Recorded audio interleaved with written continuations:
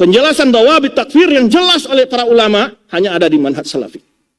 Tidak antum tepatkan di mana-mana. Saya tentang. Tunjukkan kitab. Ini hanya dijelaskan para ulama. Kenapa ketika para dai membahas kekafiran atau pembatalan keislaman justru mengundang dituduh khawarij? Karena tidak membahas secara detail. Pertama, semua hal-hal yang mengkafirkan itu, yang pertama, dawabitnya adalah ada dalil yang menyatakan perbuatan itu kafir dalam Al-Quran atau sunnah yang sahih. Dan ditambah ijma'nya para ulama. Itu yang pertama, tentang hukum dulu. Yang kedua, berlakunya hukum ini tidak personal. Benar nggak dia melakukan perbuatan itu atau tidak? Itu lagi, tidak bisa dipastikan.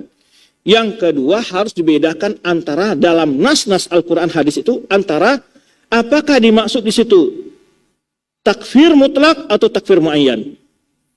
Ketiga, apa dimaksud dengan nas itu, dalil itu, takfir khuruj minal millah, kufur yang keluar dari Islam, atau maksudnya kufur asghar, tidak keluar dari Islam. Karena ada kalimat kufur, tidak berarti keluar dari Islam. Sintani fi ummati hum bihima kufrun. Ada dua sifat di tengah umatku, yang itu adalah yang keduanya mereka kafir. Apa maksudnya? Aniyaha wa ta'anu fin nasab. Meratapi mayat dan mencela keturunan orang lain. Apakah itu perbuatan kafir? Tidak.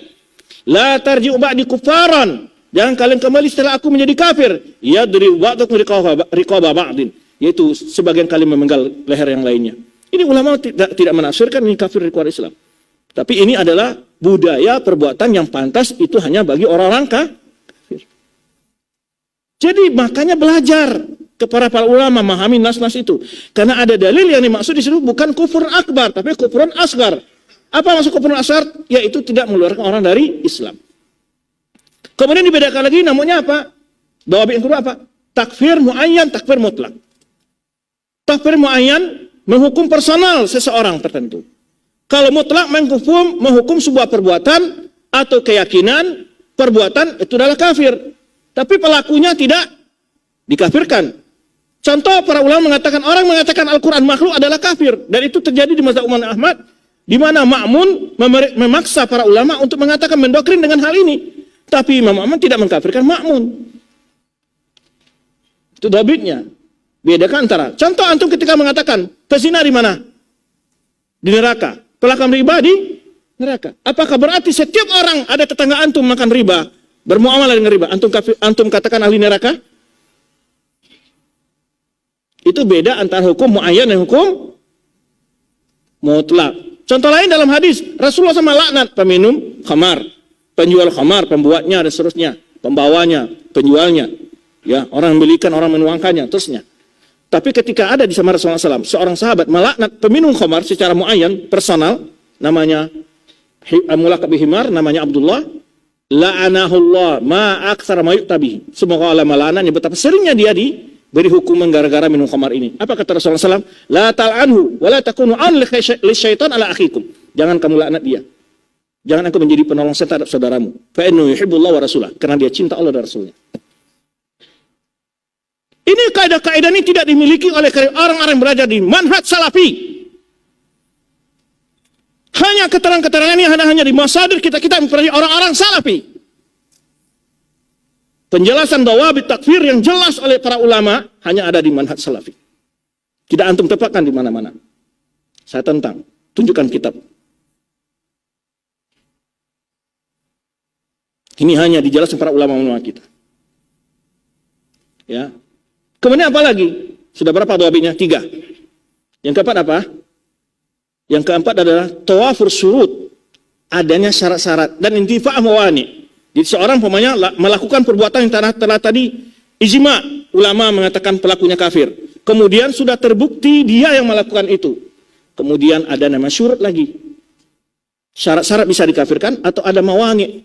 Karena tidak setiap orang jatuh kekufuran langsung dikafirkan. Dilihat syaratnya lengkap. Tidak ada hal yang melarang dia kafir. Ada 4 syarat juga. Ya, ghairu mukrah, ghairu muta'awil, ayakuna baligan, kemudian bulughul hujjah atau ilm. Banyak syarat-syaratnya. Kalau ada orang gila melempar Al-Quran ke tempat yang kotor, kafir dia? Enggak. Kalau ada anak-anak menginjak-injak Al-Quran, kafir dia? Ada syaratnya. Ada syaratnya. Ada mawani'nya. Yang kelima adalah yang melakukan penilaian hal itu adalah ulama rasikhuna fil ilm.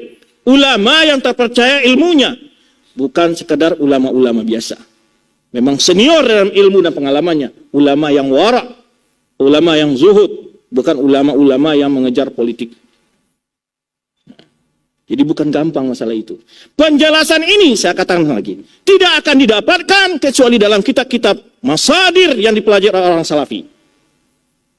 Maka yang terdepan dakwah mengantisipasi kaum paham radikal dan radikalisme itu hanya dakwah-dakwah salafi. Hanya orang-orang salafi. Kenapa saya keraskan kata saya ini?